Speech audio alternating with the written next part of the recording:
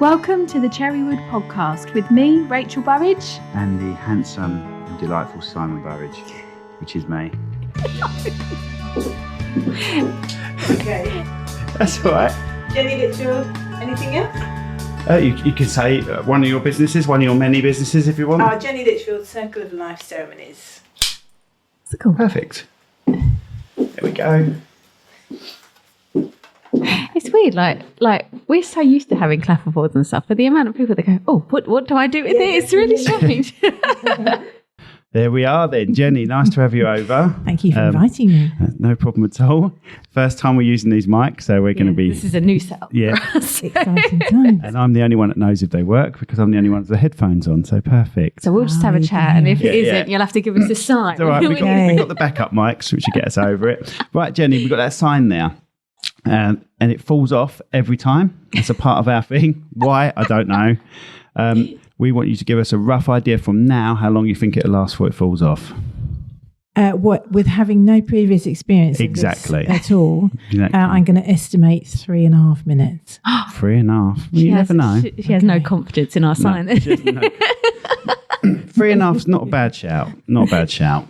I startle easily, Oh no! so I'm going to jump out of my seat. I just want to make sure I've got your book. Can you talk down that mic again for me? Yes, 1, 2, 3, 4. Make sure I've got the right one. Talk again. 1, 2, 3, 4. Oh, now I've got you. Now I've got you.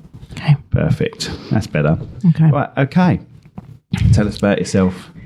Yeah, no pressure. Yeah, it feels like the therapist's couch. That's what we should call it, Cherrywood. Yeah. Cherrywood therapy. So I used to be a talking therapist. Oh, right, okay. And I have a special chair. So when you have therapy clients to come and see you, obviously you need to think about the furniture. And so I bought this very particular chair. And it lived in my office. And of course, we called it the trance chair. So when you say, do come and have a seat in the trance chair, it automatically makes the client think that they're going to fall into a trance, which as a hypnotherapist, that's what you want. Yeah. And but when I wasn't working, lots of friends would come and visit me because I had an office in the house. And my best friend would not sit in this chair. She was so convinced that she would go into a trance, and she was kind of very adverse to that. But the power of the words. Oh, there you go. You've had hypnotherapy, haven't you? Yeah. You loved it, didn't you? I loved it. That's why she's still with me. You know. And is it something that you're able to tell us about why you had it? Yeah, it was more to find sort of myself, really, because I've obviously had, I wouldn't say issues in the past, but it's just making my head clearer more than anything to make sure I knew exactly what path I wanted to follow, where I was going, that sort of thing, and just to have some clarification, really. But I loved it. I think the lady that I used, she was amazing. And because some people are quite skeptical of, is it going to work? Is it not going to work? But I just went with an open mind and said, let's see where we're going to go with this. And she was really good. The first session it's weird because people think hypnotherapy, you're going to be put into a trance, like you said, and put to sleep and everything. But she didn't. You knew exactly what she was saying. You were present in the room, everything like that. But when I sort of finished my session, I was in floods of tears, and I just kept saying, I'm so sorry. She said, no, but that's a good thing. That's what we want to happen, so you can actually deal with this situation, or whatever you think the problem is, we can actually deal with that now. Even if you didn't realise you had a problem, there obviously is something there that you want to deal with subconsciously, and we're going to deal with it. So... And she was really good, really good. So. It's a very natural state, isn't it? You actually go in and out of that in the morning when you're waking up and when you're going to sleep. I first had hypnotherapy a very long time ago when I was in my early 20s. And 10 years ago. Me and my mum, so I smoked back in the olden days when it was fashionable. And my mum and I both smoked, and she shouldn't have done, really, for medical reasons. So we both decided to go to a hypnotherapist, and he was a lovely, lovely gentleman in Gillingham. And he was... And there we go. She might have been spot on. That might be spot on. That might be spot on. I told you I started with... Sorry. Sorry. That's it now. No more surprises for you. Okay, that's good. But this gentleman was also a children's entertainer. Oh, right. Oh, that's a bit of a And difference, isn't it? he booked us in for a 45-minute appointment. So we both arrived, and it was the price of a month's worth of cigarettes. Wow. So we figured it was worth a punt. Yeah. And he booked us in for 45 minutes. He spent 30 minutes telling us jokes. And 5 minutes, Mum went in the hallway and he did me, and then vice versa. And then 5 minutes to write the check out, which was how you paid people in those days. And neither of us smoked ever since. Oh, my How God. weird. Yeah, he just literally took 5 minutes. He went sort of ibbity-bobbity-boo. And that was it. It was done. And neither of us smoked ever since. Hibbity-boppity-boo. Or whatever, Do you ever, whatever it was. Do you ever get any So sort of like little cravings now and then? Or is there certain triggers? That I love the smell of it. And I think most non-smokers or people who've given up don't like it. But I think, it's really nice. But not to the point where I would want to do it again. So no, completely. Made me into a non-smoker straight away. Literally like that. Is there any way we can break down the ibbity-bobbity-boo? Do you know what it is exactly you did? I only remember, like you said, I remember being totally present. So he wasn't doing anything that I was uncomfortable with, but he made you, he put a cigarette in your lips. So and it was foul. It was really disgusting and horrid. And that's really what you associate. So that's what you take away. Of course. And he pushed me backwards into the chair that was behind me. So there was a shock, a physical shock. Yeah, that's what it tends to And be. often, you can, and it's called a pattern interrupt. So you kind of interrupt the neural pathways that are happening. And so that can be really helpful. So when I was hypnotherapist, you get people to stand up and hop on one leg, or I asked somebody to sing the national anthem once, and she was so old, she said, "God save the King." Which is actually quite relevant for today. Now it's working. Come back round full circles. Wow.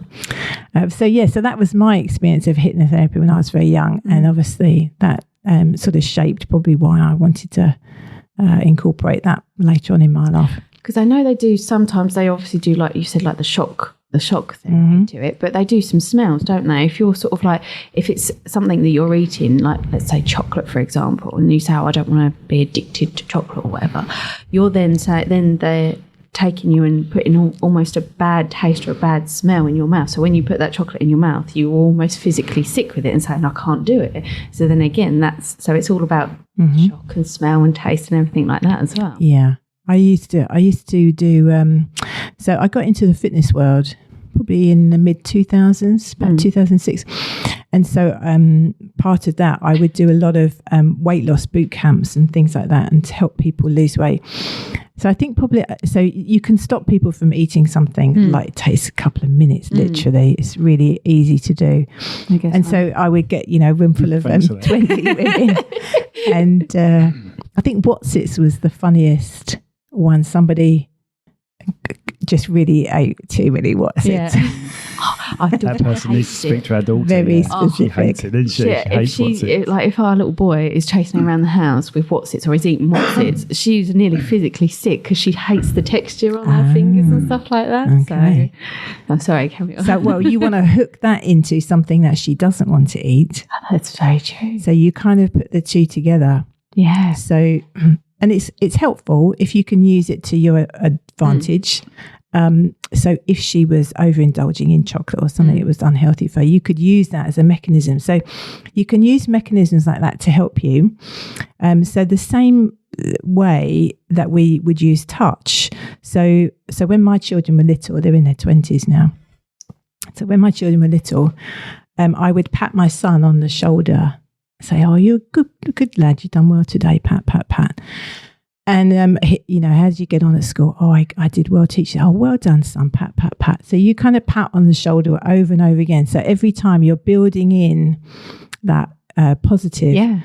So then, okay, son, so, your bedroom needs tidying. Are you going to do that now or after tea? Pat, pat, pat. And so he then becomes very receptive to the idea that he's going to be made to tidy up his bedroom. So something he doesn't really want to do, but you've kind of built in this kind of positive, so it's much better received. Yeah. And you can do it in a business context as well. So you'd have to choose something that wasn't too annoying, but let's say you can tap your finger on the table or a click of a pen, but that's maybe going to get people's nerves, but something mild like that. So as a therapist, I used to scratch my arm. So you gather everybody around the table, say it's a business meeting, and everybody okay? Yes, we're all fine. Tap, tap, tap, or whatever signal you're going to set up. And then you say, right, so did everybody get the agenda? Yes, we did. Tap, tap, tap. And then, right, first thing on the agenda, everybody's kind of happy, tap, tap, tap. And so then when you get to the point in the meeting where actually what you want to say, you know it's not going to be quite so well received, or there's going to be some resistance, you can set off the tap, tap, tap, and it's kind of already been built in. That's amazing. So these people, thinking. So that's why when you sit down with them, oh, hi, did you find it okay? Yeah, it was easy because you gave me the direction, blah, blah, blah. So, and I would scratch my arm because it's very unobtrusive. So things like that, you could say that, oh, that's never going to work. And maybe it doesn't. Simon, can you load that dishwasher? I will later. Tap, tap, tap. If I just kept getting all of these, you're just going to get taxed. Yeah. Or because when you've got the children in the car, when they're little, obviously you're taking them school runs and what have you, then it's very easy to pat them on the leg because they're in the passenger seat. So that was another time when it's very easy to do a very maternal gesture. So deliberately do it when there's a real positive. Because then when you're delivering some bad news, which that intimate space of your car is actually quite a good place to say, look, Nanny's not well this weekend. We can't go after all. We're going to have to put it off till next weekend. Pat, pat, pat. And then if it doesn't work, it's not the end of the world. But my teacher always used to say, if you can stack the deck in your favour, then why wouldn't you? So you just don't know. Because I've heard about the elastic band trick as well on your wrist. So you're sort of trying to, or a hair bubble, whatever it is, that you want to use. And every time you have a craving or an urge or something, you just have to slap it, and it's relating that tiny little bit of pain. Must be a similar thing, isn't it? To what you're doing, and then you sort of almost think, and then you won't need it in the end because you link the pain that you've already had to whatever you're craving or whatever you're going to try and eat and stuff like that. You link it without even doing it. So you go to get it and you think, no, I don't actually need it. So, but it's all about willpower. I don't know if I've got enough willpower for that sort of thing. It's not very positive, is it? Oh, sorry. Tap, tap, tap. Tap, tap, tap. You can do it on yourself. So if you use your knuckles, and so ultimately you can set yourself up with a little power button. And so this is very helpful if you're doing something that's like a presentation, or standing up in front of people where you might get nervous, or a job interview or something. So you can use your knuckles, and because then you could fire it off without really anybody seeing what you're doing. I've got my hands under the table now, so it's really easy. So bearing in mind you've got 4 knuckles across your fingers, you could set the last one on your index fingers to be kind of your power button. But you've got 3 others as well. So you could say to yourself, okay, well, every time I remember a time when I felt really comforted, kind of cozy at home, or, really secure. And so keep pressing your little finger, say the knuckle on your little finger, and then it hooks that in. So just keep thinking lots of different memories and keep firing it off. And so your next knuckle, you could choose a time when you fell about laughing, when you really, really laughed your head off, or a time when you felt really loved would be another one, and then a time when you felt really powerful, like you could achieve anything, like when you passed an exam that you didn't think you were going to pass, and you came running out, go way, then that. And so all of those get stacked up onto that knuckle. And so then when you're at a pressure point in time, you can just apply pressure to that knuckle, and your physiology will bring about all of those feelings. So I noticed on your steps you've got some mindset. We have. Quotes. They were there before us, but we kept them there. Yeah. But maybe that's subconsciously when we're walking up the stairs. Maybe we don't realise it, but we're taking it in. The sad thing with me is I can't even tell you what they say. But I'm sure you do. I've probably read it couple of times, but I can't tell you what it says up those stairs. Okay. Well, the first few I was busy looking and trying to find my feet, and we were in that very small space together. But the last one is you become what you think. Yeah. Yeah. And that's absolutely true. So that's how you can really create your own universe, is what you're thinking. And so your body, so the way you think will affect your body. So if I'm thinking kind of very depressed and low thoughts, my body language tends to go down, smaller, it all kind of turns in. Yeah. And obviously vice versa. So if I'm feeling really positive, then everything goes up and open. So that's why it's almost impossible to go dancing and not have fun. Because when you go dancing, all of your gestures are really big and you're using your whole body. There we go. There we go. And so the way you think affects your body, but equally what you're doing with your body affects your mind. So it's a two-way street. So even if your mind is not that happy, you can go dancing and it will affect your mood. So you can harness that.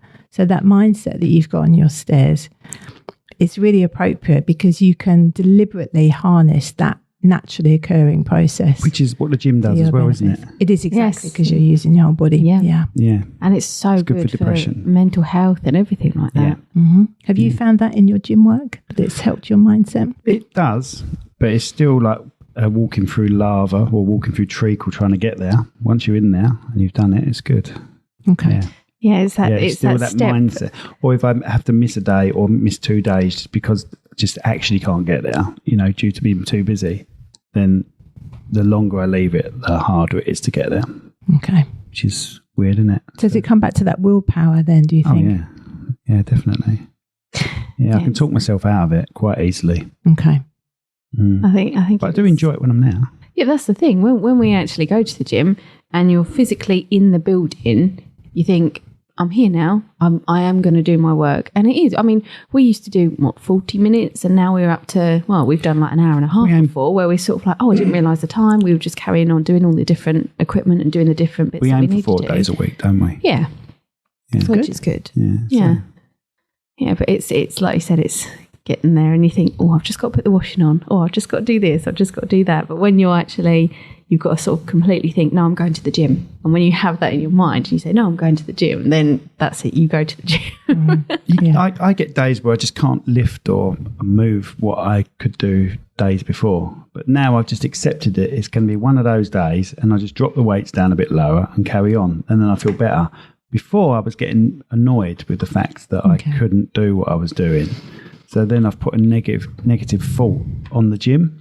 See what I mean? Yes, yeah. So next time I turn up the gym, I've gone to the gym, I'm like, I couldn't do this last time.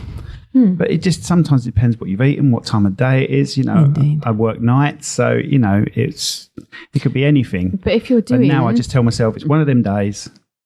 Drop the weights down a bit, still do the exercises, but lower weight, and then. But if you're doing 4 days in a row, it could be that fourth day that you get there and you're going, your body, like I said, your body's just going, right, I've had enough now. I can't physically push this. But then if you drop it down, you're still doing something, aren't you? So but I do like the gym. Most of the population don't do anything.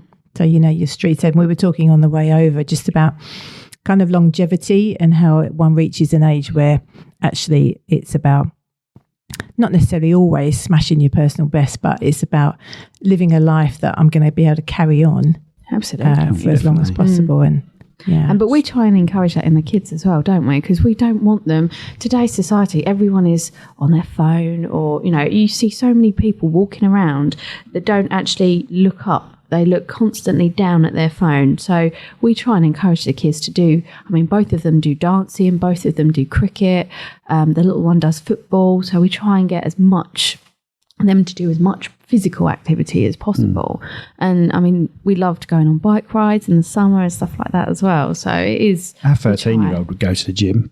Oh, wouldn't she? If she was old enough, she'd go to the gym straight away. She's got one at school, but you have to be a certain age to actually use it. So I think it's 6th form onwards or something like that. And you pay like we do, like £20 a month, and she can use it whenever she wants, and she can go before school, after school. And she said, I can't wait to do that, Mum. So I think they get little lessons during the week, don't they, of different activities they all do as a class in the gym. So they get little tasters almost. But yeah, she can't wait. Her self-motivation's amazing. Like, remember in the summer, I built them a gym in lockdown. Not a gym. I built them a climbing frame in lockdown in a garden, and it's got monkey bars, it's got everything. Every day she went on those monkey bars this summer. In the summer, And she sort of did sit-ups from the monkey bars. She had a routine. Yeah. She wasn't pushed. She just did it herself. She's like that, though, with everything, isn't she? She's unbelievable. Don't have to make her do her homework. Straight in, straight up, does it. Like she straight A student. She knows if she's got something on the weekend, if she's got something on at the weekend, she says, right, I've crammed in all my homework now, like during the week, so I can actually enjoy my weekend. Or, I'm thinking, oh my God, you're so sensible. Or when I grow up, I want to be like you. Absolutely. I would have been like, I'll have my week to do a little bit of homework, still have my fun weekend, then panic on Sunday night like I haven't done my homework, that sort of thing. Bare minimum for me. Whatever would just get me over the line, I would do when I was a kid. But yeah, she's amazing, that girl. Bless her. Anyway, sorry. And what age is she? She's 13, just turned 13. Okay. Yeah, so she's year 8 at secondary school. But she's one of these people, these type of people that are good at one thing, like she's good at English, she's good at this, and she's very academic. So we always thought, she'd be rubbish at like the arty side, or she's not going to be very creative. But no, she smashed that as well. She's good at everything. There's nothing really. I'm annoyingly proud of her. Yeah, good for you. So annoyingly proud of her. Because she is good at everything. Even languages, she went into secondary school and she went, I've got to do German. She went, I'm not looking forward to German. I did French at junior school and I know a little bit of French. So she said, I'm not looking forward to German. And then within a week, she was like, I'm getting 100% on this test and 100% on that test. I'm like, oh my God. She's taking German on now, isn't she? She is, yeah. Bless her. Right, Jenny. Yeah, right. sorry. So you're not doing hypnotising No, now? not anymore. So no. all the stuff we've just discussed is actually not what you're here for. I think we like to lead up to how you got to where you are. Yeah, I think it's important that I think what one does, and I've been around long enough, I suppose, that all these things kind of make up who you are now. Without a doubt, yes. That's exactly what this podcast's about. How did you get to where you are? Yeah. And I think that perhaps more so now, life is that we don't generally have one job. We don't have one job for life anymore. My parents were of the generation that, you had a job, you were an accountant or whatever, and you did that forever. So I think not only do we not live like that anymore, but I think now most people don't only have one job at a time. And so we're all kind of multifaceted. And sort of 20 years ago or whatever, it might have been a side hustle, or you might have had a part-time job. But I think now it's a lot more about monetizing your personality. Absolutely. And so I think really that's all I've done in the last 20 years is just monetize my personality. And people say, you've done so many things, like being a therapist and, being in the fitness world and spiritual caregiving, if you like. Then it seems like you've done lots of different things, but actually I've just been me. Yeah. I'm exactly the same as that. Yeah. I've done, I was a mechanical engineer. My mum and dad said, you got to get an apprenticeship. Okay. And I like it. I love engineering, but I've also been Charlton's mascot. I've written comedies, in a band. Well, several bands. Yeah, bass guitarist in a band. That's the real me. That's the real me. Doing this is the real me, and like you say, you end up turning it into a job you love. Do I love engineering? I like it when I've solved a massive problem, and then I'll touch my index finger, plumb that in, program that one in. Yeah, get that on your power button. But and it's the thing is, I can't knock engineering. It's given me a life for 30 odd years. It's kept me it's kept a roof over my head for 30 years. But you're good at it, though. I personally look at you and think, actually, you are really good, because you bring some of your stuff home, and there's nothing that you can't fix. I mean, we had a problem with the sink the other day, so he was on the phone, and he was saying, right, do this, do this, do this. And I was like, yep. And every time... If only you had followed the instructions. Yeah, we did have a little argument halfway through. But you bring that mindset and that skill home with you. So you do. I mean, you can fix anything. Cars, anything that goes wrong with a house, you can fix it. So you are good at it. I'll get there eventually. That's the thing. I'll get there eventually. But yeah. So tell me about being a mascot for Charlton. Oh, right. Okay. Oh, she's like the interviewer now, isn't she? It's good. We'll have to have her in every week. It's a lot easier. So I've been a Charlton fan since 1987, and I've got friends that I've gone to school with that are also Charlton fans. One of my friends happened to be going out with a girl whose mum was in charge of the mascots at Charlton. And Charlton have got two mascots. They've got a dog and a cat. And this was about mid-2000s, 2005, something like that. And Charlton is still in the Premier League then. And he said, do you want to be mascot? I said, because I used to joke and used to say, I like to be on the pitch just to wind the away fans up as a mascot. I'd like to do it just once for a laugh, just to wind them all up, And then a few years passed, he said, do you want to do the mascot job tonight on the game? And I said, no, don't. He said, it's on telly and it's against Tottenham. I went, I'll be there. And funny enough, because you're doing a lot for Demelza, aren't you? The first top I had was a Demelza top on, because they were was it like the spotty one? So he didn't have a Charlton kit on, he had the Demelza top. And had a good laugh, I'm going to cough, sorry. Had a good laugh and done well, and they liked it, enjoyed me being there. That sounds wrong, doesn't it? But got on fine. Game was good. And but there was a kid there, and he had cancer, right? And I can't tell you if that's the first game or the second game or something like that. I feel like it was the first game. It's all rolls into one now. It was definitely an evening game, and this kid could just about walk and stuff. It was sad, and put him on the pitch and everything. Had the best time of his life. And then they asked if I come back Saturday, and I enjoyed it, but I also enjoyed helping, giving these kids a thing. And then the Saturday came along, and this kid had passed. He wasn't there. Oh, he had gone, and he rolls in another kid, similar things. Yeah, and that's what was happening. It was brilliant, but it was like a sad conveyor belt of ill kids. And that's what made me do it for 10 years. Did it for 10 years. So I did the mascot Grand National. We had to. Oh. I remember that. Yeah, I started going out of you. And I'll come back. I hold my glasses, Rach. I'll come back. She'd broken them. She dropped them, trodden on them. Oh. The same day she wound my window down on a car, that broke. I'm like, oh my God, this girl's going to cost me a fortune. Good job you're an engineer. Yeah. Match made in heaven. So Charlton were in the Premier League when I started, and then dropped 2 divisions by the time I'd finished. So I wasn't that much for a mascot, but I just used to be horrible, didn't I? As a mascot, I used to grab people's scarves, stick them under my crutch, and do that. Do that with them. You used to call the I used kids to call down, little kids didn't you? down from the top stand. This little kid would come running down, and as he got to me, I'd walk off. But they loved it though, it was a bit of character. And then they got taken over by a different company. The mascots got changed, and that's when I decided to stop it. But then they did a petition to bring back the original mascot. So the original mascots are back again, but they've all had facelifts. Floyd and Harvey at Charlton. You said it stank inside there, didn't you? It used to stink. It stank. Your sweat would like a really big boxing glove. Yeah. Oh, honestly. Right. So what would happen is you'll go on half hour before kickoff, and then the players will come onto the pitch, and you'll be there for the players coming onto the pitch and everything like that.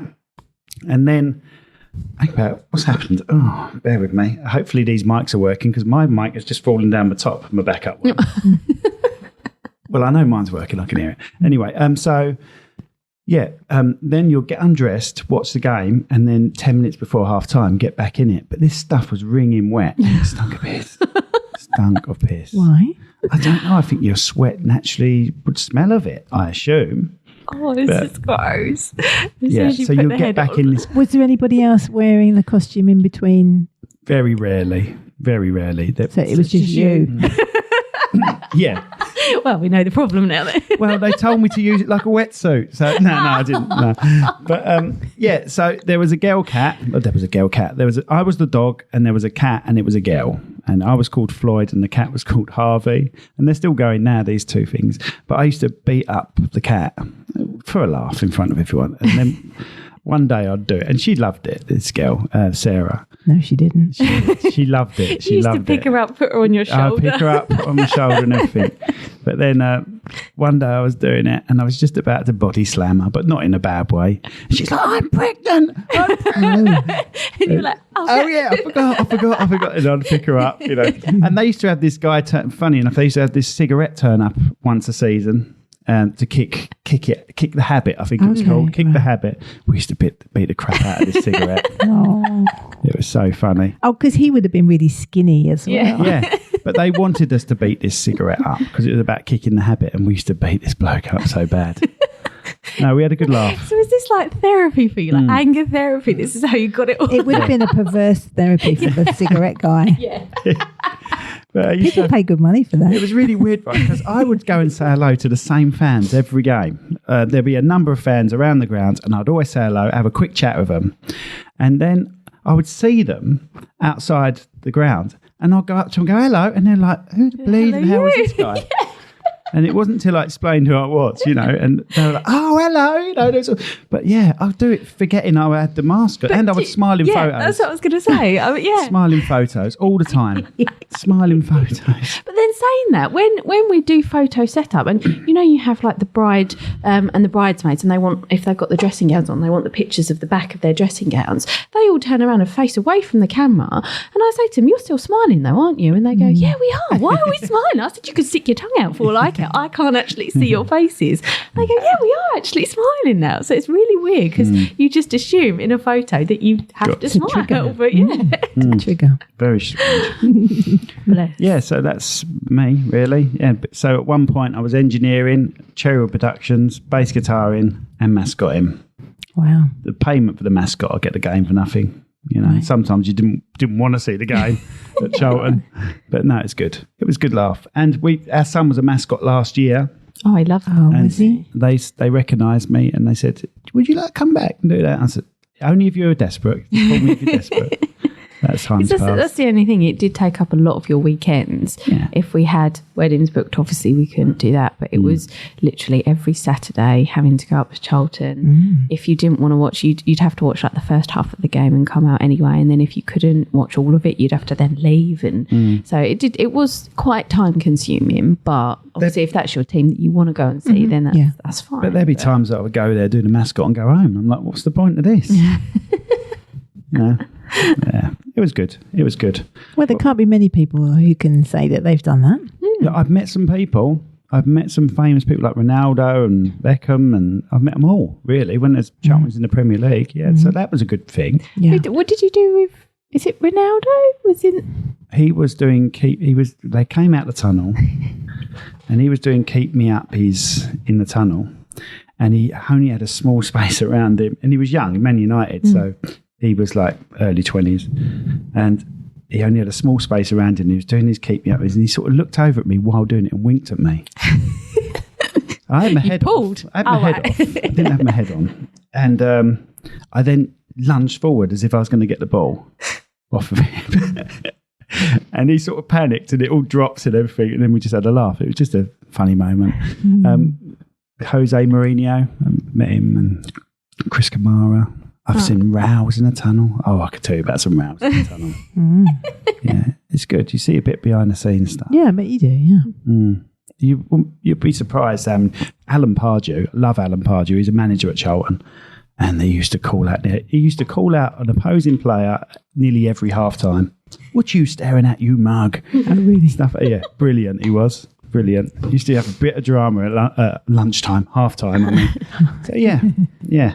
Right. Going back to your point now, I understand completely where it's you sort of have your main job and then you have all these little different things that sort of almost make up the person that you are today, really, isn't it? Because you've got all these different avenues. So you've got your main income, but then you've got all these other little avenues that I wouldn't say were even hobbies, really. It is more interests that you like rather than just doing it because you want to. But But if you can make it pay, I mean, nowadays we call them influencers, don't we, really? I mean, that's a bit more of a broader term, but anybody that's an influencer, that's really what they're doing. They've just found something they love, whether it's something completely legitimate or even whether it's OnlyFans, you know, they're doing something that they love and they're getting paid for doing it. So absolutely. What is do you want to put your OnlyFans page up? I'd follow it. I'd follow it. I don't have one. Oh dear, I'll share Sorry. Rachel's with you later. Sorry. No, I don't know. But OnlyFans isn't just pervy stuff. It's actually pages on knitting and cooking, but it's just got that rep now. It has got that reputation. Yeah. But I don't know. I mean, he was the Playboy guy. I mean, that was for the articles, wasn't it? Which sort of became a parody. Hugh about Hefner. Hefner? Yeah. But he did write originally Playboy as a magazine, because women had magazines that had a broad range of topics, and that was really his original intention. It just got taken over by I see. This So idea. it's All of for them. men. Yeah. For men, like, Yeah. So it's like FHM because that stands for heterosexual men, I believe. FHM. okay, yeah, magazine. but that was Hugh Hefner's original, Oh, right. because he was a writer Right. originally. Okay. Yeah. Sex sells, isn't it? Yeah. That's the thing. So yes, it Sex takes over. Yeah, and maybe that's where the OnlyFans. I don't know. It'd be interesting to see how it pans out in the next sort of 5-10 years. Whether people do, because you can be a yoga teacher on there and stuff, can't you? So whether that will just be totally overshadowed by the adult content, you know, more than it already is. I'll let you know. Okay. Why I'll are do you on there? research. I'll do research. Rachel, I swear this is just research. Just for research purposes, honestly. And if I stop using it, that means there is just sewing things on there. Imagine though, going up to someone though with this reputation of OnlyFans and saying, "Oh, I'm watching this video on knitting on OnlyFans," and they'd be like, I'm not sure about that. No, genuinely, it was just knitting. Yeah, that's the thing. Because it's got the bad reputation that follows it now. No one believed me. I think it was with your family when I said, OnlyFans isn't just porn and stuff. They would get out of it. So it isn't. It isn't just porn. I don't know where the other platform for that would be, because if you YouTube more than anything. it would only be YouTube, wouldn't it? So if you were a knitter, where would you put your content out here's me, Instagram, but they tend to be quite short. Yeah, don't they? Insta's about a minute. Well, actually, you can have longer Instagrams, but there's different ways on Instagram, isn't there? There's like highlights and a post you Reels can have as and long as you want. stories and- yeah. And some things are limited to a minute long, which I've never grasped. I do Cherrywood stuff on there all the time, and I'm like, oh, that's been cut short. There's so many platforms, isn't there? There's possibly one site you can go to and you post something on there and it'll go on everything. I haven't found it, but I'm sure someone's done that by now. Well, they would post it up for you. Well, there is with this podcast. On this podcast, I use a company called Buzzsprout. I put the podcast in Buzzsprout and it sends it to all of them, Okay. which is very good. So all the audio platforms. Yeah, so it sends it to YouTube. YouTube has a podcast section as well, which I've only just found out from doing this. And I will post the video on the same podcast playlist that we've got. So if you go on our website, www.cherrywoodpro.com/podcast, and you click that link on there, it will take you to our YouTube site, which has got the audio version and the video version on it as well. Ah, brilliant. Yeah, so I'm sure there'd be something like that for social media. There used to be. What? Because there are things, social media. Social media. There's things linked, like Instagram's linked to Facebook, isn't it? I know we've done that. Instagram. If I post on Insta, it goes to our Facebook. And Thread, you can link all three of those together, because there was a thing a few weeks ago that if you deleted your Thread account, it would automatically delete your Instagram account. So they had to separate the two to say, no, I only want to delete my Thread account, or I only want to delete my Instagram account, but not the other. Because it was linked, then it was deleting both of them rather than just one. I don't use Thread. Well, I've used Thread because it tells me when people have started following me. But it's just used my Insta account for that. It's taken everyone from the Insta. But it's just too much, isn't there? But unfortunately, is it because we're getting old and we just don't like change? I don't know. But different platforms are worth different things. So almost you don't want something that shoots it out to everything, because some things are not applicable. So I would not go on YouTube for anything. But people who do arts and crafts, so you're knitting, that's going to be Pinterest, really. Pinterest and Instagram. If you want to do videos of yourself crocheting, then you would use maybe TikTok. So I suppose it's different platforms, really. See, for us, for the wedding business, we want to just post small in one place, and then it to go everywhere. Really, the video to go everywhere. Because you almost need to give them like a highlight, don't you? You don't want to show people like an hour of someone's day. You know, they can't sit there and watch all that. It needs to be quick. It's got to be short. Needs to be, and the video is the main thing, isn't it? That is what will capture someone's attention. That video needs to do the work. You can have as much spiel, but people don't read that. It needs to be the video that gets their attention. Like, you can sit there and refer 20 people to someone, but if you just give them their details, people don't have time nowadays to sit there and say, okay, I'm going to, as soon as you send the details, I'm going to have a look at this, do this. It's when they're sitting down later on in the evening when they've actually got time. If you send them the video, they'll go, oh, I'll watch that video, and they've got all the information there, they've got all of the contact details there. If you send them an email like this, they have to read that. They'll look at it and go, you know what, I can't be bothered. If they've got a video there, they'll go, okay, I can watch that. And that's the power of videos nowadays, isn't it? I have network meetings once a week, and you do as well. You're in BNI as well. That's right. BNI Folkestone. BNI, that's how we met, BNI from BNI. And on my minute, I always mention that what do you do when you're scrolling down? You stop at the videos. You only stop at the videos. And I say, that's where I come in. I can create you a video for your company, you know. But you do just tend to stop at the videos, maybe at a picture every now and then, but you will stop at a video. My voice is really husky. I might have to get myself an OnlyFans page with this voice, or do some just until it runs out. Okay, brilliant. So where are we now with your life? So we've got the hypnotised. Do you want to go back a bit? How did I get to here? So the potted history of how I got to where I am now. Yeah. So I found myself in the mid-2000s with 2 very small children and no job. And I was a gym goer, so I liked going to the gym. And I figured that I needed to find work very quickly, and had no means of earning any money. Was you married or separate? Just left. Right, Yeah. okay. Early 2000s? Yeah. I'm with your sister, same as me. Yeah, okay. And I thought, well, if I have to go to work, I can't go to the gym. So I didn't fancy that idea very much. So I became a fitness instructor. And I did all of that, all the jumping around stuff and spin and what have you. And then sort of discovered yoga and the more softer things. Came out of the clubs and went to, hiring a village hall kind of setup. Really enjoyed kind of meditation and all the softer things that came with that. So slowed down quite a bit. Probably about then became Buddhist. And when you teach a lot of yoga, so I'm a yoga teacher. So when you teach, you've got a class at 9:30 in the morning, 10:30, and then most people don't really have anything in the afternoon. So most teachers in that environment would do something else, and that's when you're going to be a therapist or something like that. And I've always written and been a writer of some description. So then I was really getting involved in Buddhism. And my company then, I was just self-employed, and I decided that in order to retire at some point, then I would have to sell the company. So if I stopped being a yoga teacher, everything would just disappear. So I set about making that a company.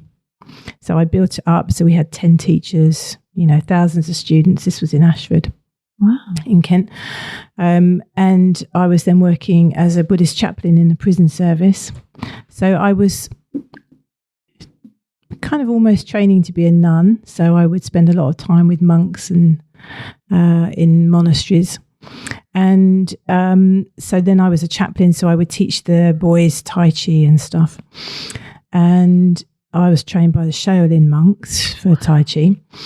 And so I sold the company and thought, I'll kind of reinvent myself. Because when you're doing all that physical work, being a lady of a certain age, you're not going to keep that up forever. So I needed my second career. So I didn't really know what that was going to be. So I thought, I'll sell the business, have a sabbatical, have 3 months off, and have some creative time to myself. And my mum died. And that completely pulled the rug from underneath me. I mean, it was sad, obviously, but it was just the sort of the turmoil that you're kind of going along your path quite settled, and then suddenly it was like, oh, I didn't expect that. So there was no way that I could be creative at that point. So I didn't really know what to do. So her death meant that I also couldn't live in the same house anymore, and the financial implications of all of that. So I had to move to a different town. So, which was kind of okay, but it meant I had to downsize. So I sort of went from being a mum to a grown-up lady in my own home, kids leaving home type of next chapter. So again, that was all okay, but it wasn't, it was more thrust upon me rather than my natural. It was coming, but I wasn't quite ready for that. So I just didn't know how to reinvent myself. What was I going to do? So I was sort of bimbling along. Then, of course, COVID came. And when you are a chaplain, really you're taking services. You know, I didn't stand in a pulpit, but really you're at the top of the class teaching people stuff. You know, you're the one at the front doing the talking, which as a teacher, that's really what I'd always done. Whether it was yoga or Pilates or Tai Chi, you're at the front doing the talking. And so one thing that my mum did, my mum was a really great lady. She was very popular, very successful person. As a person, she was very successful. And so my life as a Buddhist had been very austere. So I had no hair, wasn't allowed to wear makeup, no jewelry, no perfume, not allowed to play music. Yeah. So in my tradition, they would shave off the eyebrows. So I never took my eyebrows off, but I had much shorter hair than you. Right. So, oh my gosh. So, but my mum was a really good person, and she contributed hugely to the world. And I thought, you know what, you don't have to be all sackcloth and ashes in order to make a good contribution. And I'd been sort of training for about 7 or 10 years by that point. And being a nun is very hard. It's really hard work. And basically, I never quite made it. And I thought, maybe it's not really for me. Maybe I'm not actually meant to take that path. And actually, you can be a good person, just like my mum was, and still have a little scotch of an evening, you know, because I like a Manhattan. And, you know, the world's not going to end if I have a Manhattan on a Friday night. So, so all of that happened. And so I figured that being the person at the front doing the talking, what's a vicar in the real world? And to me, that was being a celebrant. And so I retrained. So that was kind of how it came about being that, because to be a celebrant, you've got to be a public speaker. You've got to be a writer, and you've got to be a listener. So it seemed to kind of combine all of the skills that I had. So off I went and trained, and it's a massively saturated market, which I'm sure you find in the wedding world. You know, the competition is absolutely rife. So it's the way I see it is we're in the best county for it. I think we're in the capital of weddings in England, Kent. So there's enough to go around as the way I see it. Yeah, you know. That's a good way of looking at it. Yeah. See, I wouldn't have even thought, you know, I know maybe I'm being naive, but I wouldn't have even thought it was so saturated. You know, would you think that? Like the market, for like Toastmasters and Celebrant. Yeah. Toastmasters probably not. I thought you had not so much for Toastmasters. More Celebrant than anything. Because you do a bit of Toastmasters as well, don't you? Is that right? So that's what I'm just about to embark on. So the celebrancy, most people tend to be either a wedding celebrant or a funeral celebrant. Right, okay. So I'm very good with people at a point of crisis. So really, I'm all about the trauma, really. So I've been a funeral celebrant, and that's where that's really saturated. Oh, right, okay. People, being funeral celebrants. Yeah. I think with that you have to. You're a wedding have celebrant that. as well, aren't you? Yeah, I do them. I can do them. Yeah. But I think my favourite shtick would be the emceeing and the Toastmastering. Okay. So a chap that I trained with, he's become a Toastmaster, and we were talking. I said, "Oh, man, that really appeals to me." So I'm currently training, and so I have my first wedding the day after tomorrow. And so it's a new venture. So really, it's going to all kind of kick off in 2024. Cool. So it's got all of that pomp and ceremony that I like, and that sort of touch of glamour. But I think it's quirky enough because most Toastmasters are fat old middle-aged men. So it's quite nice to I'm have not commenting on that. slightly different. I know too many. Well, darling, if you ever need to do a new career. I've got all three, haven't I? Fat, old, middle-aged. No, I think people who are having a wedding, for example, because it's not just weddings that I'll be involved in, but more inclusive communities don't want middle-aged, middle-class, fat older gentlemen to take their ceremony. But when you've got groups of large number of people gathering, then they need herding in some way. Oh, absolutely. And so either the CEO or whoever's having the gala dinner, or the mayor, whoever she may be, or the bride, they need some help. And so any event, the venue may have somebody who will help them, but they're on the venue side. They're not they're not there for the person. And so that's where a Toastmaster comes in. So I think as soon as you get to 70 guests of anywhere, it's worth really considering having somebody who's going to be there just to, right, you all need to get in this room now. Even if you don't want the, the post-nominals announcing of who everybody is, Absolutely. You just need a person on hand to be the go-to guy.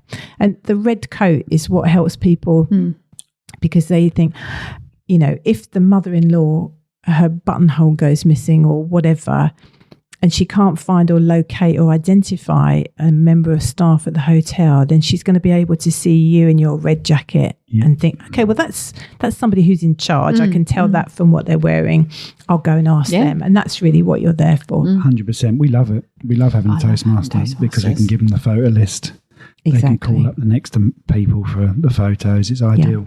Yeah. Because otherwise it's me. And I know it sounds weird, but I do have quite a loud voice when I need to, don't I? My goodness, it is a little bit intrusive when you have to sit there and all your guests are having a drink or having a chat and you have to interrupt them and you have to shout and say, right, everyone, I need your attention, please. Would you like to make your way over here? Blah, blah, blah.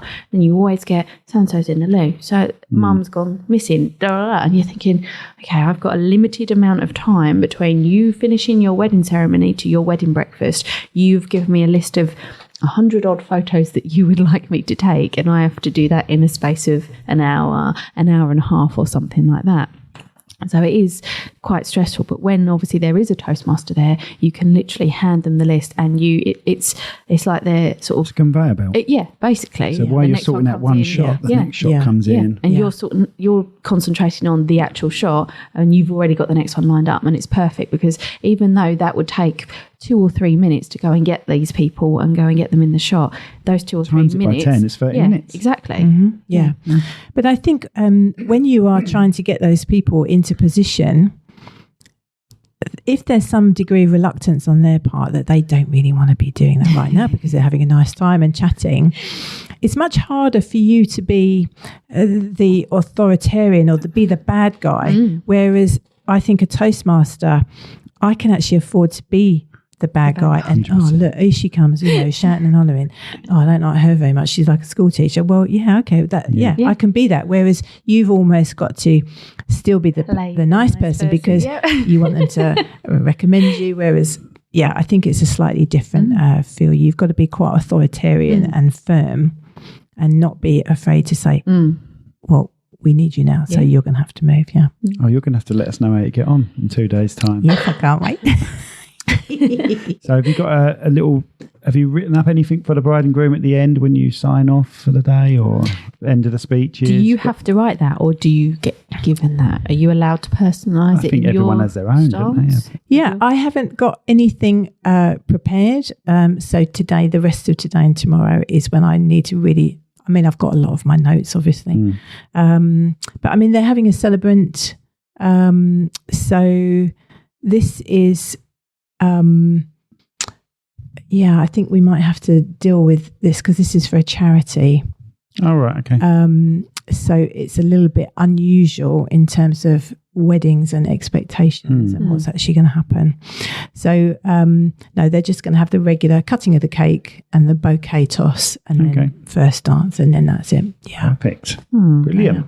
Yeah, that's great. Looking forward to it. Do you get nervous before something like that? Or yeah, I would. I definitely get nervous in a funeral or a sense of importance, the gravity of what you're just about to do. Hits home every time. In terms of public speaking, no, don't get nervous about that. But it's interesting when you're delivering a funeral, you've got a lectern, and of course I've written it all. So I've written it all in my own space. So I'm kind of at home at my desk, and so I'm 100% confident in what I've written. But then there on the day, I've got it all written in front of me. So even though I think, am I in the right place? Yeah.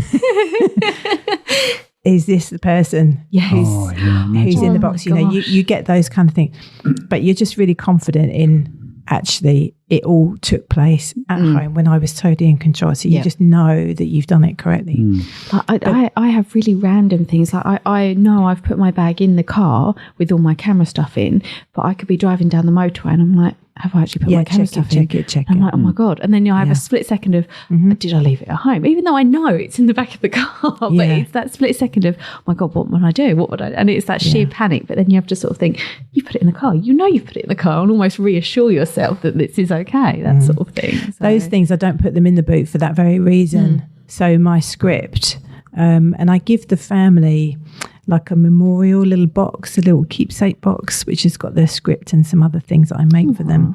And I put that on the passenger seat because I will check it a dozen times on the way to the crib. Just, double check. So it's okay to have those checks because that's what makes you good at what you're doing. Exactly. If you wasn't worried, like we said before, if you want, that's when we jack it in. If you're not worried before a wedding, that's when you're going to make mistakes. Yeah, absolutely. So you've got to have a little bit of worry there. Yeah, you've got to be, it's what perks you up. And when you're about to announce something, it's probably the first time you do it is the nerves, isn't it? You've got to get that first line out first. Yeah. And then everything else is fine. I find that though.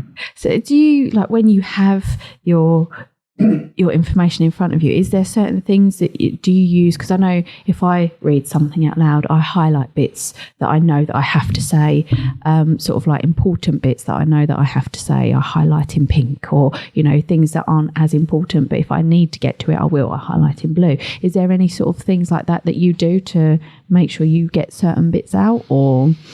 It's timed a lot more accurately than that.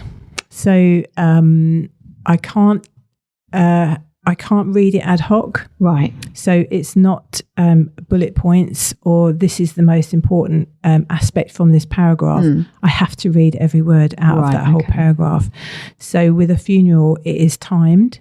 Right. Okay. So I have to know when mistakes are going to be made.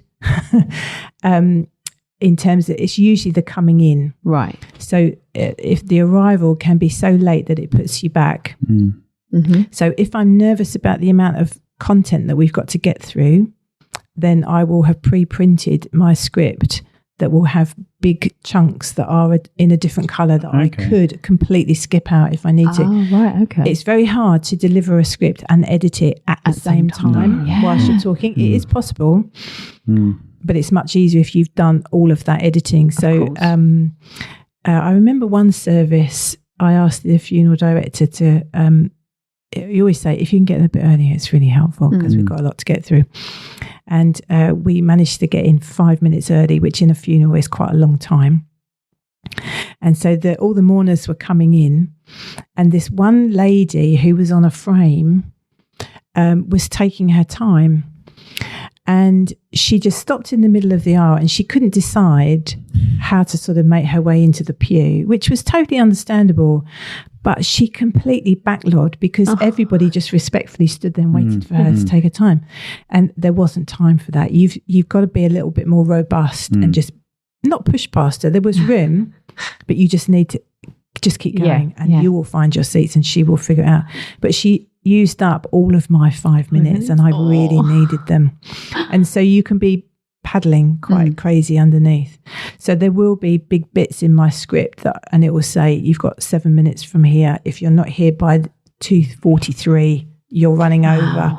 So it will be timed in that way to make sure. That's because amazing. It's the swan effect, isn't it? It'll be graceful at the top. Yeah, you're paddling. There's heavy fines to pay if you overrun. Because I suppose it's very similar to a wedding. Because again, if the bride's late, that makes us late, and so we limit our time with the photos and everything like that. It's food related with weddings, but I thought you were going to say with us. no, it's definitely food related with us.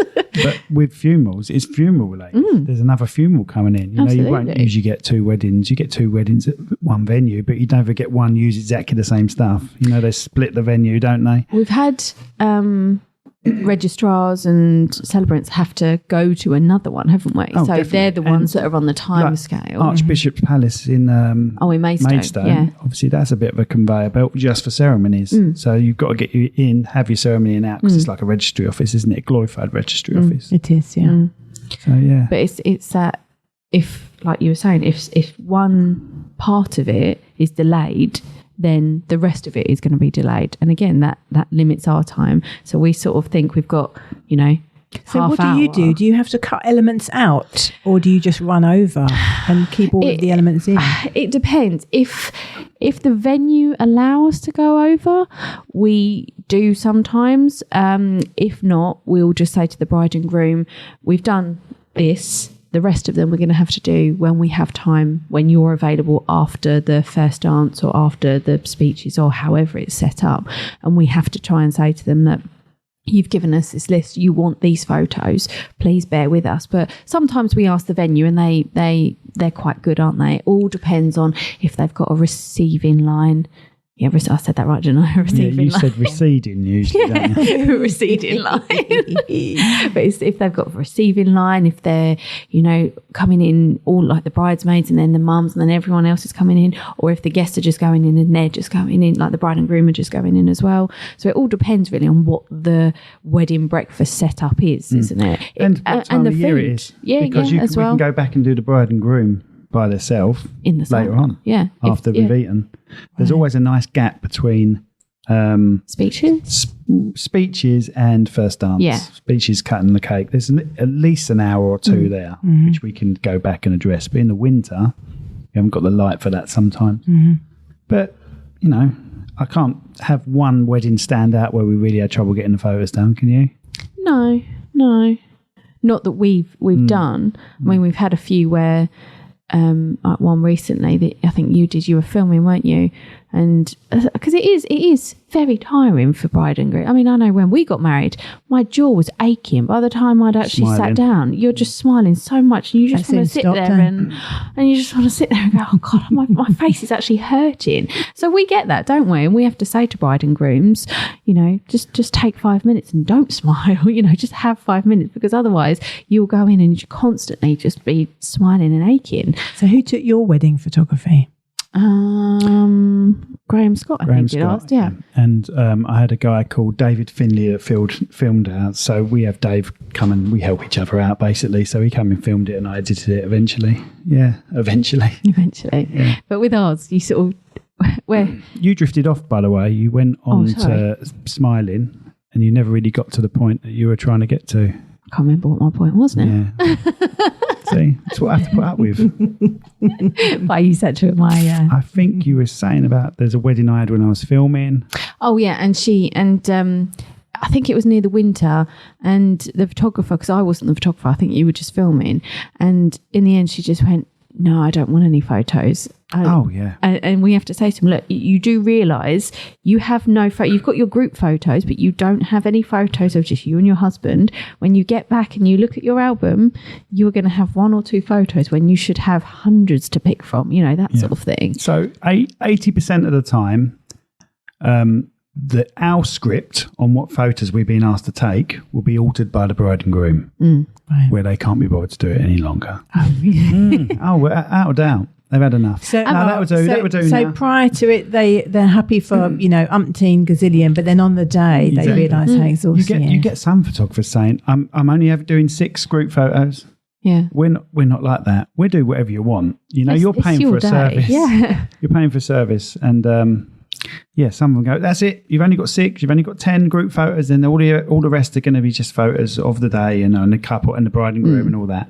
But we're limiting it to 6 group photos. No, you can take whatever photos you want, but you got to understand you've got a time limit, and you got to understand that you are going to get bored with it, and they do. They get bored of it. And we've started saying that in our consultations with bride and grooms. We say, I'm really sorry, but you will get not annoyed with us, but you'll get bored, you'll want to go and see your friends. And we have to say to them, look, just give us this hour, 1 hour of your day to get your photos that you want.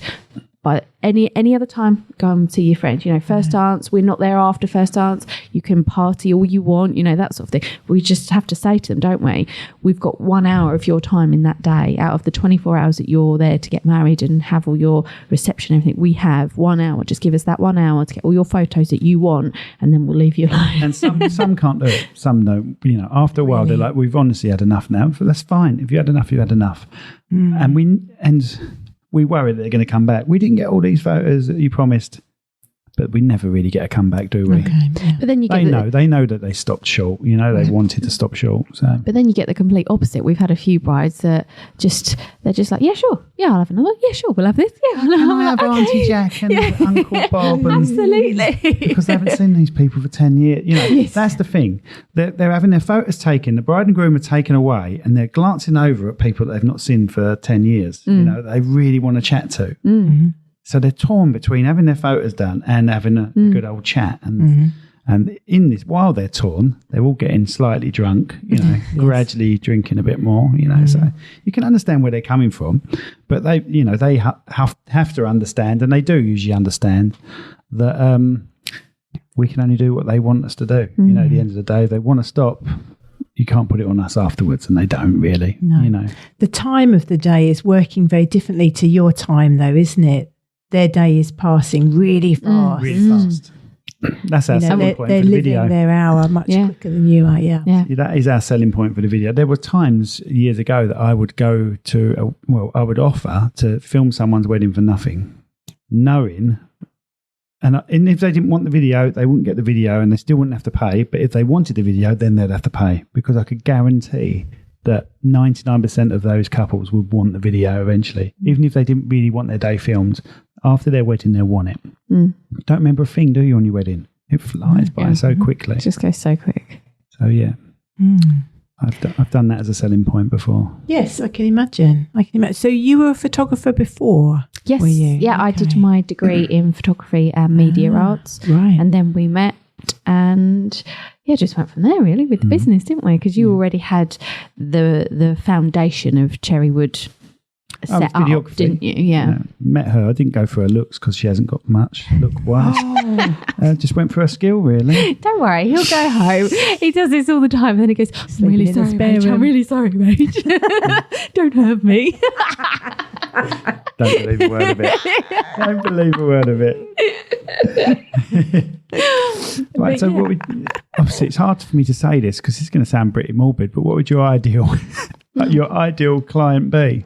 Someone that's passed away usually, but well, my clients are the funeral directors, so they're my clients, so not the families. Okay. So from a marketing perspective, so that's really probably why it's easier to stick with either funerals or weddings. That's why celebrants do, because as a business model, you need 6 funeral directors or maybe 8, and that's it. So once you've got those as clients, then they will just keep coming back to you. Yeah, that's good. So as a business model, there's no marketing, there's no advertising. I mean, you don't really need to even talk about it, because the funeral director, if they're happy with what you do, they'll just keep ringing you up. That's good. So as a business model, into the weddings. Yeah. So that's really where BNI comes in, because I've been in the BNI for 6 months, and it was like, wow, this is an amazing opportunity to be able to talk to lots of people. How can I kind of maximize that, and actually how can I add a string to my bow? That wasn't really present by just doing the funerals. So that's kind of how it's all seems possible, whereas before BNI, it just didn't really seem possible. And that there is the gap, isn't it? The weekends are the gap for you as well. Exactly. The funerals are going on in the week. So yes, so weddings on the week. I'd like to do Masonic dues. So the Masons hire a lot of Toastmasters. So that'll be like Friday night kind of dinners. There'll be gala dinners. There'll be Friday, Saturday night. So they're at times when essentially you're not working otherwise. So it should be a good complement. That's the plan. This is going to sound a weird question as well. Is it a bit of is it hard because you've got sort of a funeral which is sort of like quite low, and then you're going into a wedding which should be sort of like a joyous occasion. Does that mess with your mind sometimes? How you have to sort of differentiate between the two.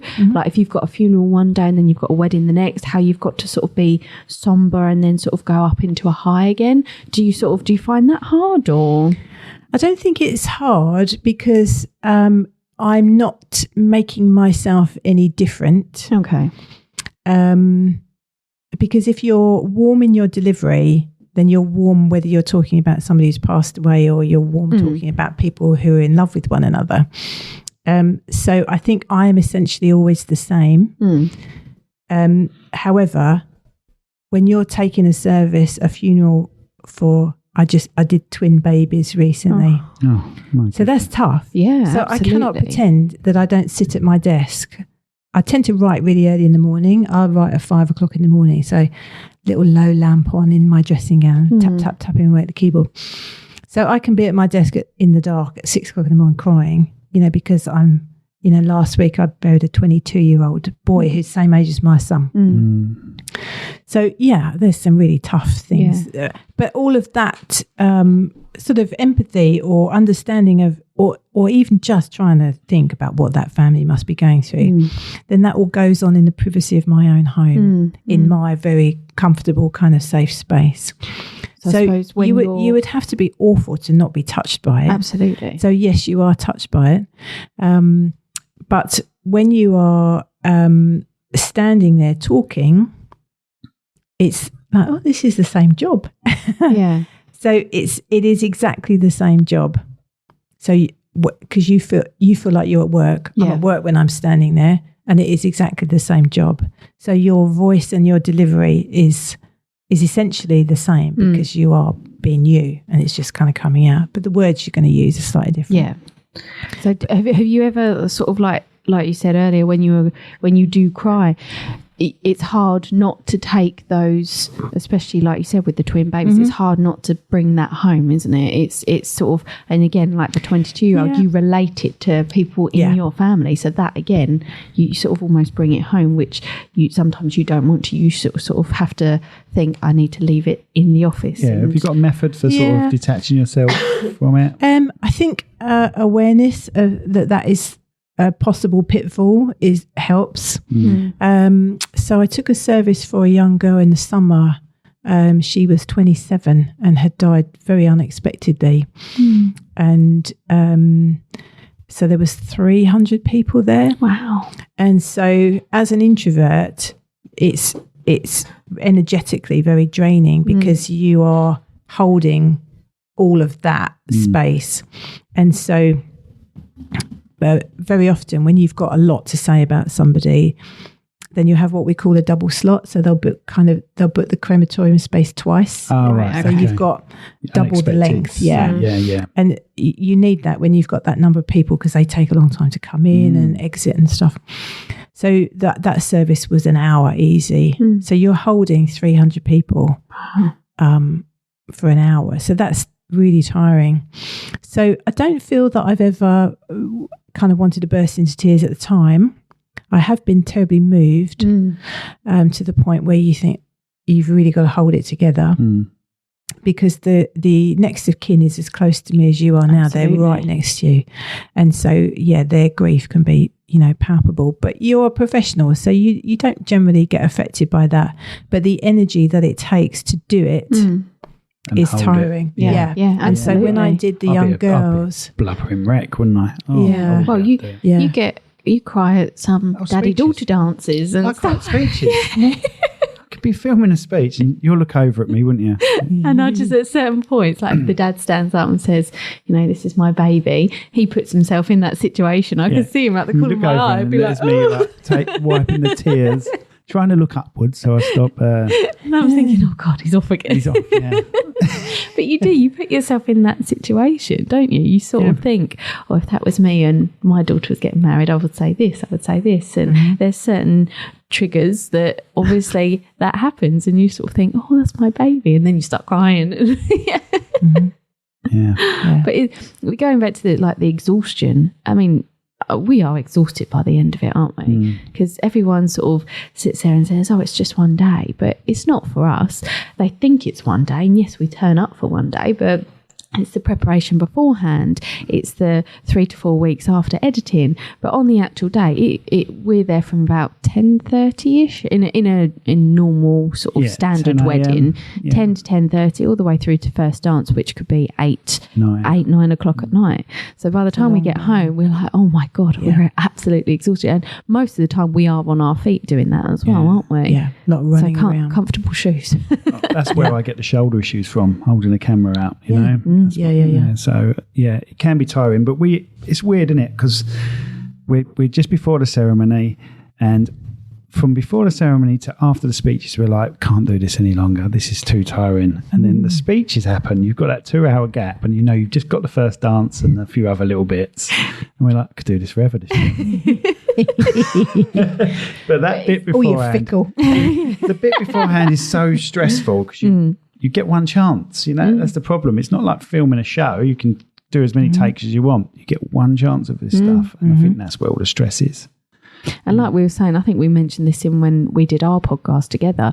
It's our sections are completely different, aren't they? So my most important section, so my most stressful points are bridal prep, and then I would say the photos after they've got married, and then first dance. Whereas yours are ceremony and speeches, because like you said, you've only got one chance to capture, and they're the most important parts. Whereas I can be walking around, I can be different angles, everything like that. You can't. You've sort of literally got to stay there and film it as it happens, where I can be like, oh, I'm not sure about that angle. I might go and move over to this side, or I might go and move this side. You can't. You've got to literally stand there and film what is happening. So that first dance, we're literally dancing ourselves. Oh, we are. So they'll be dancing in the centre. I'll be panning around. She knows that I cannot move the camera away. It's just got to be fixed on them. But she knows she can try lots of different things. But so you'll dodge out my way, won't you? Or stay beside me as I move. Yeah. So sort of read each other's minds now, can't we? Don't we really? Yeah. And it's only sort of like if I think you're doing something that you're going to get in my shot, I'll give you a little look, and straight away. Oh, okay, let's go back. But that's good. That's us, isn't it? That's the benefit of booking both photographers. Exactly, husband and wife team. Exactly. Yeah. So you mentioned filming a show there. What kind of experience do you have in filming? So in lockdown, we had no weddings at all. So I decided, I got a friend who I know, a guy that I just started following who he did a little 10-minute show, 10-minute sort of sitcom that he posted, and he ended up going to the BBC with it. But due to lockdown, it never went any further. And I just got a bit inspired by it, really. I've never written anything in my life. Because for me, it just takes too much out of me, So I thought I'd have a go, and I wrote this script about engineering, called it something like Skyhook, and that was my first little practice. Never went anywhere, never even sent it out anywhere. But you always aspired to do something like this, didn't you? All the time you'd say to me, I'm going to write a script one day. I'd love to do this. And he always had ideas, and he had like a little notebook on his phone, and you would write ideas down, wouldn't you? Saying, I to start off, I would do this. And he'd always be creative and have little ideas and create little parts of it, wouldn't you? I've always got parts of stand-up. Yeah, that's true. I've got parts of stand-up on my phone. Not that maybe I'll do stand-up one day. I don't know. You should. Yeah, Cherrywood stand up next. Cherrywood stand up, comedy nights here. So there's parts of stand up, but then I thought I just want to have a go at writing a 30-minute pilot comedy. And don't ask me how I started or finished with this comedy, but there's a reveal at the end, a surprise sort of reveal at the end, and I think I thought of that reveal first, and then wrote backwards leading up to it. So I got in contact with this guy that went to the BBC. We ended up becoming friends. I said, look, I'm thinking about writing something. You've inspired me to write something. He said, send it over when you do. So I sent it over. He said, I can't believe this, he said, because a lot of people say to me, you've inspired me and send me something, but they never actually finish sending it. So I sent it over. He said, you've sent me the whole script. that was like revision 2. I think when I filmed it, it was like revision 42 or something like that. But in lockdown, we filmed the comedy. I managed to get hold of certain actors. Ricky Groves from EastEnders, one of the actors sort of knew him. So he played Gary Hobbs, like Minty. Do you know EastEnders at all? No. So there's a guy called Minty and his mate was called Gary Hobbs and he was in EastEnders. And one of the nicest people you can meet. Still talk to the guy now. So he was in it. It was hard going, wasn't it? Hard going in between lockdown because we were having to test people. So I think it was in between. It was that December where, like the beginning part of December, we were allowed to see or be in groups of 15, no more. But then we were getting too close to Christmas that he actually cancelled Christmas and everything like that. So I think in that space of coming out of lockdown and going into lockdown at Christmas, I think we had a window of about 4 weeks and we just went, let's go. let's do one of the scenes. Let's get something under our belt, didn't we? So there were like flashback scenes and things like that were outside. We were able to do them. Really enjoyed doing it. Stressful, but really enjoyed doing it because we did it all just us two, didn't we? Really, all the planning and everything was just us two. And then started happy with the end product. You know, I was actually quite blown away by what we had done. Then we had a viewing with everyone involved, through BNI people, because I used them as extras in there was a club scene, so I used them as extras in that. They all really thought it was good, you know, but your friends are going to tell you this stuff, see, so I never believe friends. Never believe friends. So I entered a lot of comedy festivals. So there's one place where you can do that. It's called Film Freeway, I believe. It's a bit like what we were discussing earlier, one point, and then it shows you where all the festivals are around the world. So I entered a few of these festivals and ended up getting selected for 6 and came second in one of them. So really pleased about that. And you've got what do they call them? The laurels? Yeah. So I've got 6 laurels for that, just that little comedy. And it's now on Amazon Prime, that pilot. So you can watch it. Yeah. And then the guy that I was talking about earlier, Robert Rivet, we're going to have in at some point. He asked me to direct something else he'd written. So we just finished that this year. So that's another half-hour pilot. I think he got a little bit. He got a little bit inspired, didn't he, by seeing actually, because he did his 10 minutes, didn't he? And he had to film it himself. And he said that was so hard because he didn't understand how getting it from the script to the screen would work. But we obviously knew how to do that. So I think he got really inspired seeing this script 1 minute and then it was on the screen and how it actually made that transaction from script to screen. Really. He had someone film it, but he did the editing himself. Oh, he did the editing. Yeah. Sorry, he did the editing. And ever since I've seen it, I like the little 10-minute thing he does, but he keeps saying it's in the past, don't want to do any more with that. I'm like, just let me edit it. Let me re-edit it. And he won't let me do it. He's like, that's done now. That's done and dusted. Fair enough. So, we've done a half-hour one called Dusty, and that was shown at Bromley Picture House, which is cinema. So, and he had couple of hundred people watched that, didn't they? And that went down quite well as well. So, yeah. Anything like that. Do you know, I would like to meet people that have written a book or something and want it put into a film. I'd love to do some sort of project like that. Do you know what I said the other day? What? You know the Christmas rapping song? I know, obviously, because it's playing at the moment. What Christmas rapping Christmas rapping song. You know the Christmas rapping? You mean you forgot Cranberries too? That song? The Waitresses. Yeah. Oh my God, you do know that song. Merry Christmas. Merry Christmas. Yeah, right. That is a story. And I was telling Tilly, I said, I'd love to turn that to like a film, like a Christmas film, because basically it goes throughout the year, doesn't it? And it's about her meeting this guy near Christmas, and then they plan to meet up all these different times, but all these things happen and they never actually meet up. And then on Christmas, they actually meet up and get together. And I said, that'd be a really good, like, cheesy Christmas cheesy film. Write it up then and I'll film it for you. I don't do the writing, I just have the ideas. I have a feeling I've seen it recently as a musical. It's been done. I had an idea once like that and it got done, didn't it? It was about a £10 note or something like that. And this, you know what, £10 notes change hands all the time, don't they? And so the focus was on this £10 note and it would be different stories every week. Okay, yeah. And then, you know, someone would be snorting cocaine for it. And then an old lady would be using it to buy flowers for her husband that's passed away or something like that. But this £10 note would have different stories for it. But the Simpsons used it, didn't they? Oh, damn the Simpsons. They predict everything. They always predict it. And I think there was someone else has used it. Music videos done it now as well. It's a good vehicle, isn't it? So can I go back to something you said? As a writer, I'm interested that you showed the second revision, and then by the time it got anywhere further along, it was about the 42nd revision. How did you take that?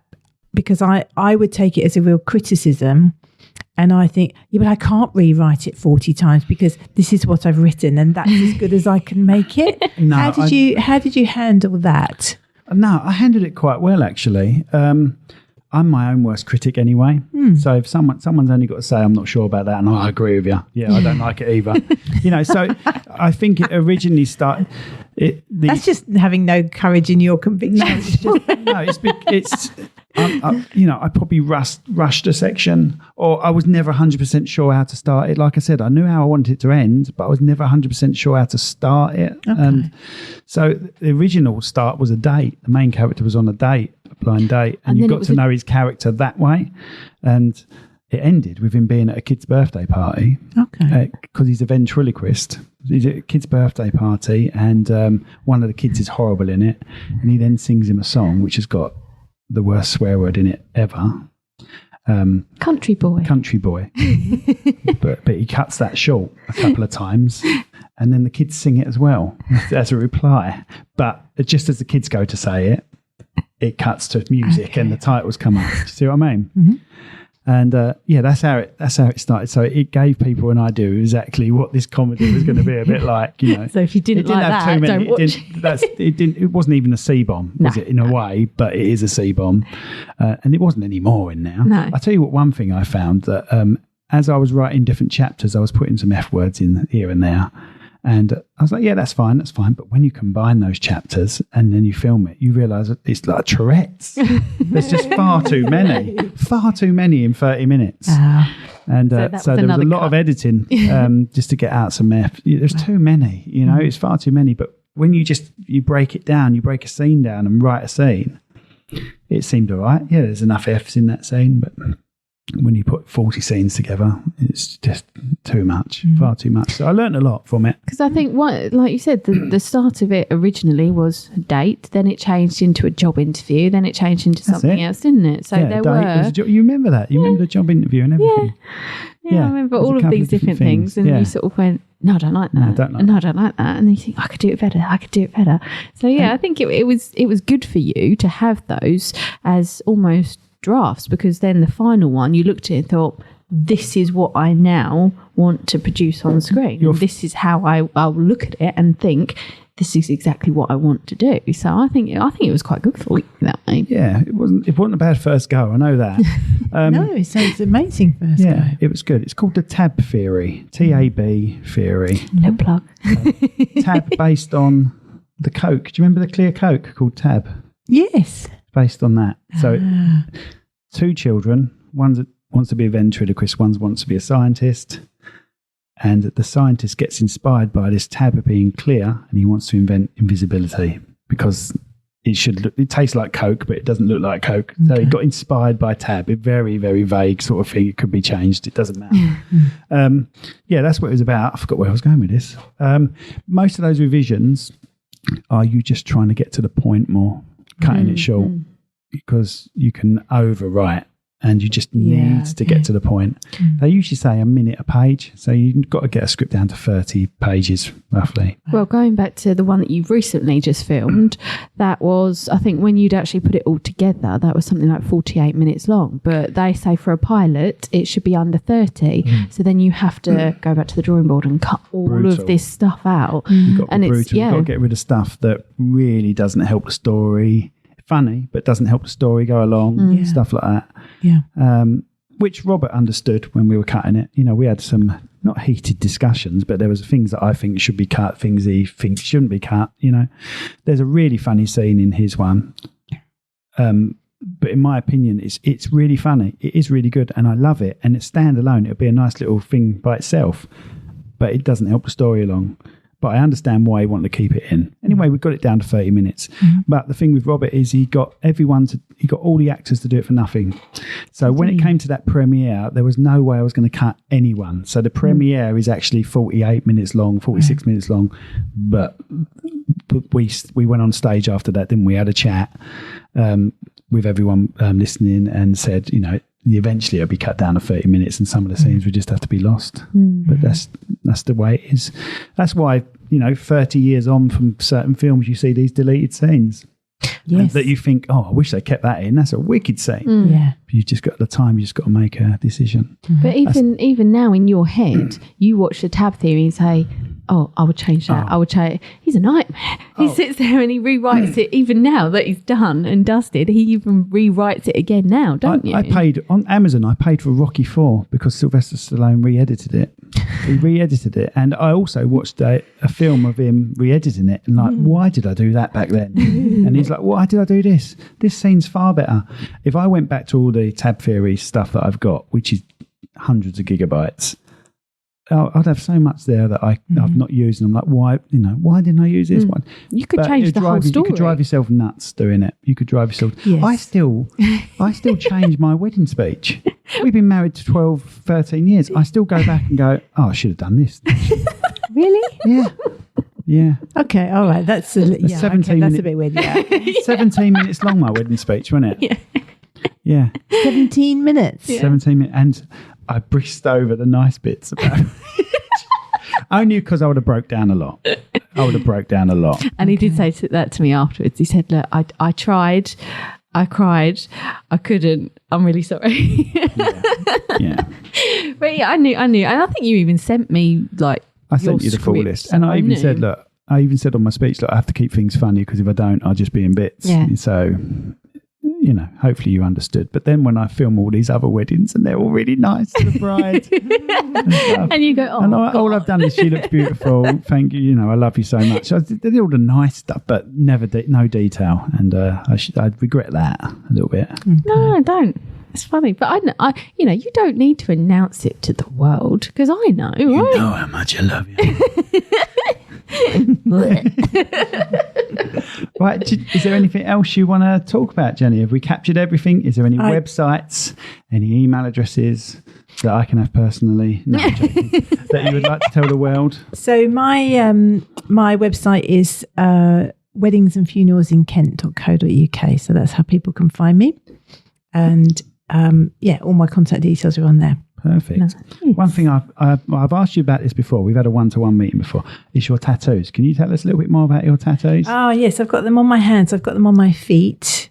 Similarly, they're like a henna type style. They are. They're henna styled. Was it your Buddha days? Or yes, definitely. Yeah. So they are on my right hand. They are in a language called Konkani, which is what they speak in Goa. Okay. And on my left hand, they are in an ancient language called Pali, which is what most of Buddhism is written in, and in English on my feet. So they are all qualities. On my hands, they're qualities that I would like to have or give. Okay. So there's 6 words. They're passion, inspiration, and love, and generosity, wisdom, and equanimity.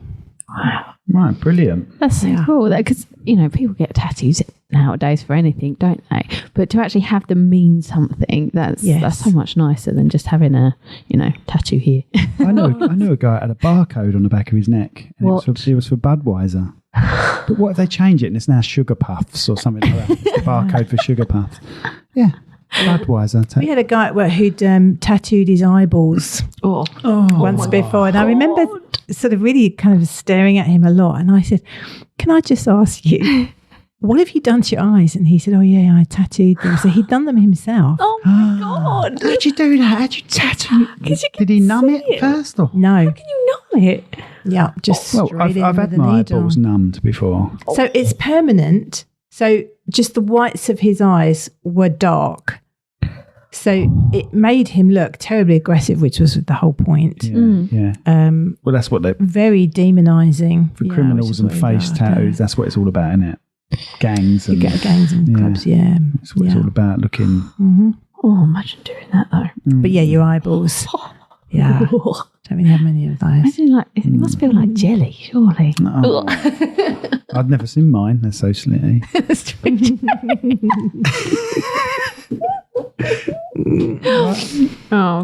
Thank you so much. Yes, thank you so much for allowing me to be here. It's been really fascinating to hear everything that you have both of you to say, and it's really interesting to hear your points of view. And I really admire your writing abilities. Oh, thank you. As a writer myself, I'm inspired to hear stories of other writers. So thank you for sharing. I would love your opinion on it. And you're welcome back here as well. Thank you so much. Yeah, if you've got anything changing, or just come back. It's up to you. Right, No, we have to see how she gets on next week. Do a fitness routine. You could do a fitness thing with us. Don't know how the mics Well, are you're going to go to the gym. I'm going to go and do some yoga. So that's what's on my list next for the day. So thank you very much. No, Brilliant. Thank you. Thank you. What else was I going to say? No, I think that's it. We've covered everything. Okay. Brilliant. Thank you very much. Thank you. All right. Oh, yeah, that's what I was going to say.